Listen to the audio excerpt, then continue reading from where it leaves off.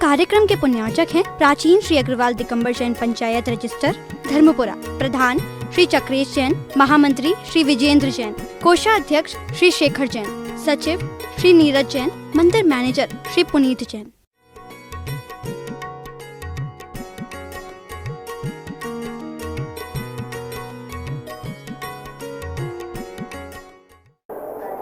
आदत कैसी पड़ी है आदमी को मिला के खाने की, और नेचुरल अगर उनको खिलाएं तो वो कहते पसंद नहीं है। वही ऐसी आचार्य महाराज ने भी कहते कि ये सही नेचुरोपैथी तो यही है। अब ये बात अलग है कि हमारी आदत काय की बन गई है, मिला करके यही है। वो रसना इंद्री के वशीभूत हुआ व्यक्ति जो लिखी ना मुखमाटी में, यथार्थता तो यही है।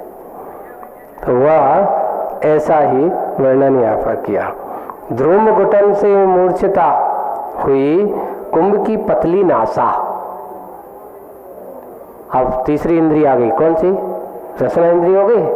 अब कैसी हो गई? नासा, नासा इंद्री आ गई, पतली नासा। अब उसकी घुटन धूम के कारण से घुटन से मूर्छित सी हुई, मूर्छिता हुई कुंभ की पतली नासा।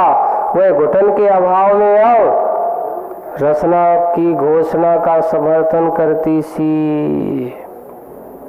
और रसना इंद्री की घोषणा का क्या कर रही है? समर्थन करती सी। अग्नि की शुद्ध सुरभि को सूंघने हेतु उतावली करती है। अब वो उतावली हो रही है क्योंकि अब धूम खत्म हो गया और अग्नि की शुद्ध उसको सूंघने हेतु उतावली करती है, उतावली सी। लेकिन उसका तेजपन देख करके वह अग्नि की शुद्ध सुरभि को सूंघने हेतु उतावली करती है। कुंभ के लोचन बंद से हुए थे, धूम के कारण अंध से हुए थे। क्योंकि जब धुआं हुआ तो उसकी आंखें कैसी हो गई थी? बिल्कुल बंद। अब यहाँ कहीं धुआं हो रहा हो और आपसे कहा आंखें खोल के बैठना, तो आप बैठ नहीं पाएंगे, आंखें बंद करके बैठ पाओगे। उसके कुंभ के लोचन कैसे हो गए थे? बंद। धूम के कारण अंध से हुए थे, अब वह खुल गए शुद्ध अग्नि की आभा बंधन से, तामसता के हटने छटने से, अरुण अरविंद बंधु के उदय से, कमल से खिल गए। बिल्कुल सूरज अरुण अर्थात सुबह सुबह जैसे अरुणोदय अपन इसको वो कहा जाता है। प्रातः काल के सूर्य जो होता है ना, लाल लाल जब होता है उसको कहते अरुणोदय, अरुण काल। सूर्य का एक नाम है अरुण, बाल भानु जिसके, तो वह प्रातः काल जैसे वह अरुण यह सूर्य अरविंद बंधुओं के उदय में, अरविंद का अर्थ है कमल, अरविंद का अर्थ होता है कमल, बंधुओं की यानी कमल समूह के उदय से, कमल ऐसे बिल्कुल अरविंद बंधुओं के उदय से कमल के खिल गए बिल्कुल अच्छे से। अरुण अरविंद बंधुओं के उदय से और कमल खिल गए। सूर्य का है नाम है उसका, अरुण अरविंद ऐसा अरविंद। जैसे अरविंद करण का रूप होगा तो उसको अरविंद कहा। अरुण अरविंद के उदय से, बंधु यानी बंधु का अर्थ करणों का समूह। हाँ, उसके अरविंद की किरणों के उदय से कमल से खिल गए, बिल्कुल ऐसा खिल गया है। तामसता पूरी की पूरी हट गई, यानी आभा के अंदर आग जलते ही एक नई आभा तैयार हो चुकी है, एक नए आभा का रूप हो चुका है। कुंभ की पली दृष्टि पड़ी निर्विकार निर्धूम अग्नि पर। उस कुंभ ने जैसे ही उसको देखा अग्नि को, निर्विकार निर्धूम अग्नि पर, दूसरी दृष्टि के लिए दूसरा दृश्य ही नहीं मिला उसे देख करके। अब उसे कोई दूसरा दृश्य नहीं मिला। दृष्टा ने दृष्टि को सब ओर दौड़ा दिया, एक ही दृश्य मिला, चारों ओर फैला है अग्नि, अग्नि और अग्नि। वहां और कुछ भी दिखाई नहीं दे रहा है, क्योंकि जहां देखो सब तरफ एक ही आग, और कुछ नहीं है। ऐसा माहौल देख करके उस कुंभ की दृष्टि आश्चर्यचकित हो रही है। अब आगे भांति भांति की लकड़ियां हैं, सब पूर्व की भांति कह रही हैं। अब सबने अग्नि को आत्मसात कर ली, पी डाली है उसे बस, या इसे यूं कहूं कि अग्नि को जन्म देकर अग्नि में लीन हुई हैं। वह वे लकड़ियां सारी की सारी अग्नियों को जन्म दे करके अग्निमय हो गई है, सब उसी में लीन हो गई है। प्रति वस्तु जिन भावों को जन्म देती है उन्हीं भावों से मिटती भी है वह। यानी जिस भावों को जन्म देती है, अग्नि भाव को जैसे जिन भावों को जन्म देती है उन्हीं भावों से मिटती है वह, वही समाहित होती है। यह भावों का मिलन मिटन सहज शाश्वत है और अनादि अनिधन है। एक और है, जैसे कि एक मनुष्य का जन्म हुआ तो उसके भाव कैसे होंगे? मनुष्य रूपी भाव, जैसे जिस जन्म के भाव जीवन के अंत समय तक उसका ही अनुभव करेगा। आपके अंदर तरंज का अनुभव नहीं होगा। एक चिड़िया है, वो जन्म से वहां पर वैसे भावों के साथ उड़ने की उसके पास क्षमता है, उड़ने की पात्रता रखती है, वह उड़ सकती है, वह उसको अंदर वैसा ही, उसको कब तक, जब तक वो उस रूप में रहेगी तब तक वैसा ही अनुभव करेगी। प्रकृति का यथार्थ यही सत्य है। प्रति वस्तु जिस भावों का जन्म देती, जैसे भावों का जन्म देती, उन्हीं भावों से वह मिटती भी है। यानी जैसे जिस भावों के साथ उसका जन्म हुआ है तो अंत समय उन्हीं भावों के साथ उसका मरण होता है। बस वही है कि हमारे भावों की वीथी जो होती है, विचार वीथी हुआ करती है, वह है। आपकी कैसी है? अच्छी है तो अच्छा होगा। कहावत है, जैसा सोचोगे वैसा पाओगे, है ना। और जैसा डालोगे वैसा फल पाओगे। अच्छा सोचोगे अच्छा पाओगे, बुरा सोचोगे बुरा पाओगे। भावों का सादृश्यता यही है, वही है परिणाम। भावों का मिलना मिटना ये सहज शाश्वत है, किसी के ऊपर नहीं है, कोई दूसरों के ऊपर नहीं है, हमारे ऊपर है, हमारे अपनापन है, स्वभाव है। ये कहाँ की है? आप कहो कि किसी दूसरे के अंदर की है, नहीं। अनादि अनिधन है, आज का ही नहीं, ये परम फल अनादि अनिधन परिणति का है।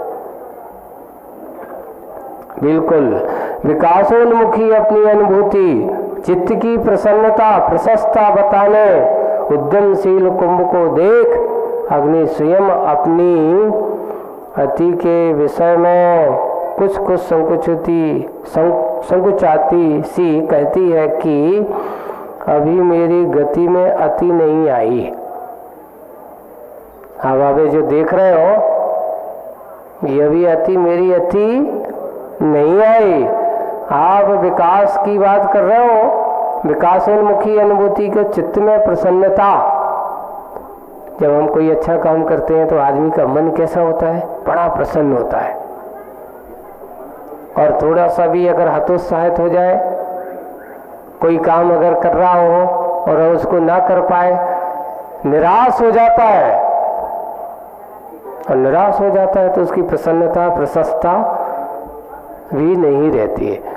जिस समय वह विकास के कार्य में लग जाता है, अच्छा कार्य कर रहा हो, वृद्धिंगत हो रहा हो, उसके चित्त की प्रसन्नता प्रशस्ता उद्यमशीलता अपने आप दिखाई देती है। वैसे ही कुंभ के अंदर वह देखा, और ऐसा देख करके अग्नि स्वयं अपने अति के विषय में, यानी मेरे अभी प्रभाव और क्या देखना है, कुछ कुछ संकुचता, यानी अपने मुंह से अपने बड़ेपन की बात कहने में थोड़ा सा उसको संकोच हो रहा है।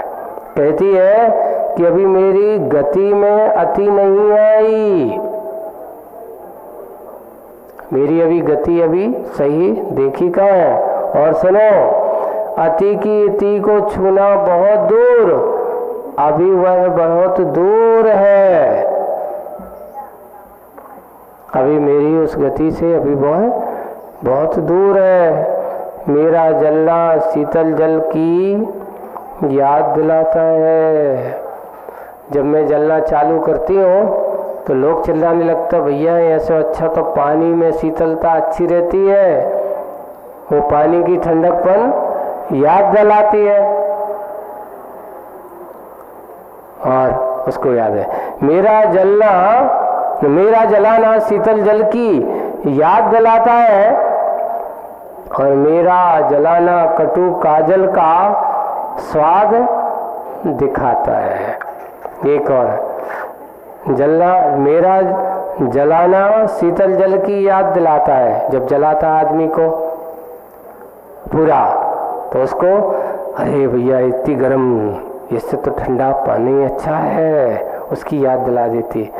या ये कहो कि कोई जल जाता है तो जल्दी सबसे पहले कहाँ डालता? पानी में। भैया ठंडक कुछ हो या ना हो तो पानी में तो हाथ डाल ही दो, हाथ जले या कहीं भी जले, फट से पानी वहाँ पर लगा देते, पानी की याद दिलाता है। मेरा जलाना कटु काजल का,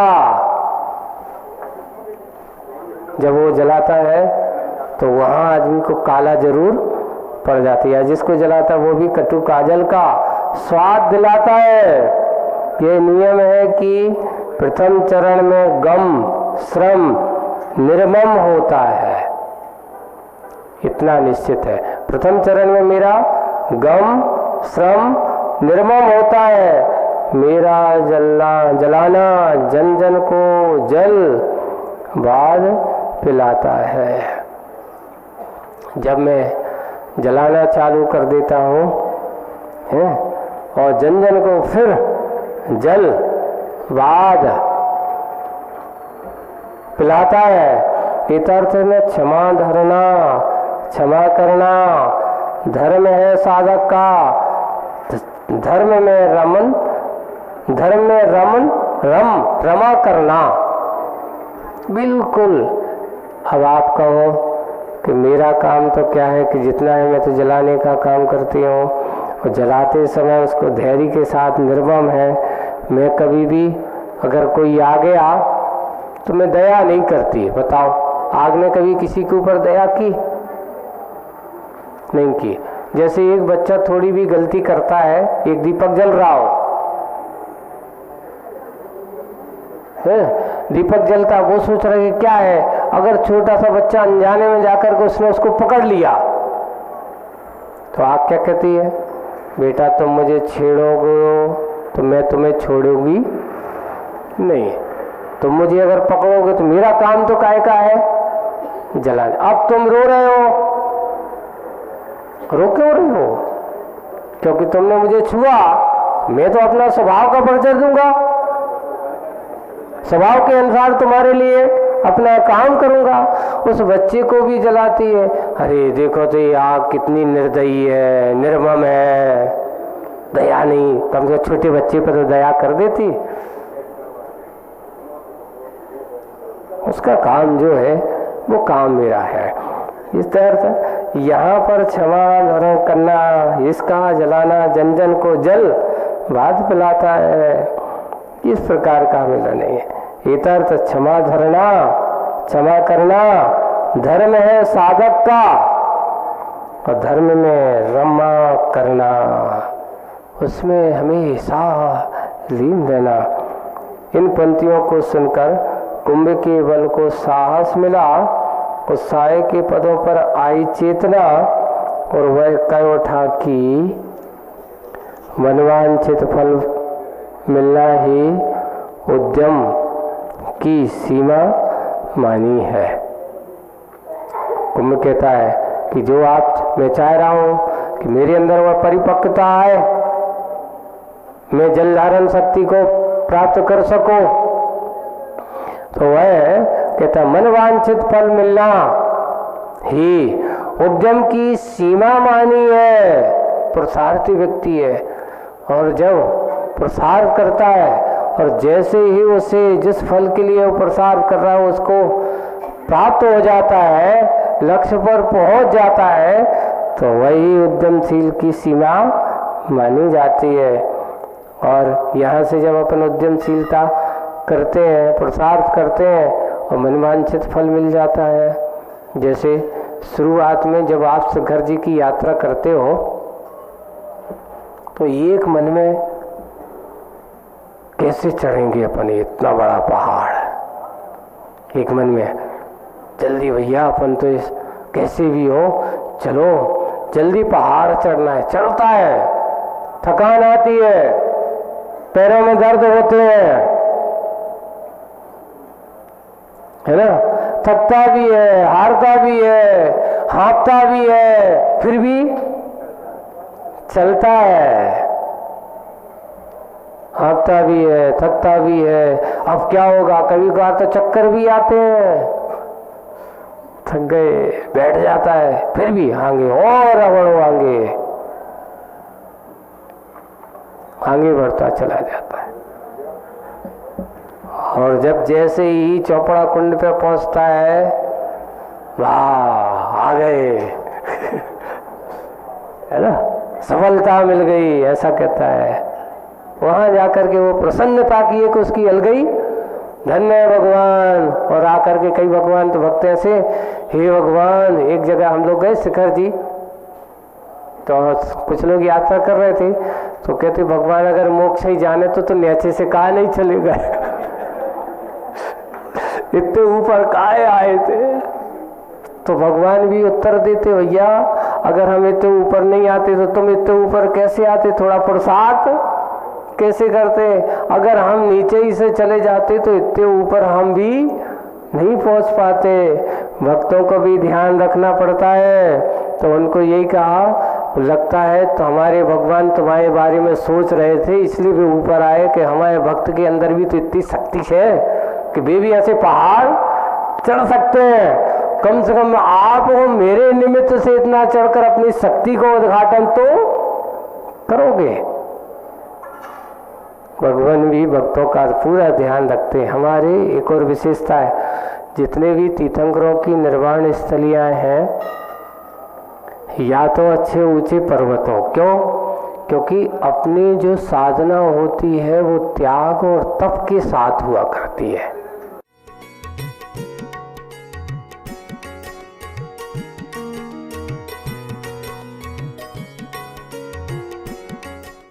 इस कार्यक्रम के पुण्यार्चक थे प्राचीन श्री अग्रवाल दिगंबर जैन पंचायत रजिस्टर धर्मपुरा, प्रधान श्री चक्रेश जैन, महामंत्री श्री विजेंद्र जैन, कोषाध्यक्ष श्री शेखर जैन, सचिव श्री नीरज जैन, मंदिर मैनेजर श्री पुनीत जैन।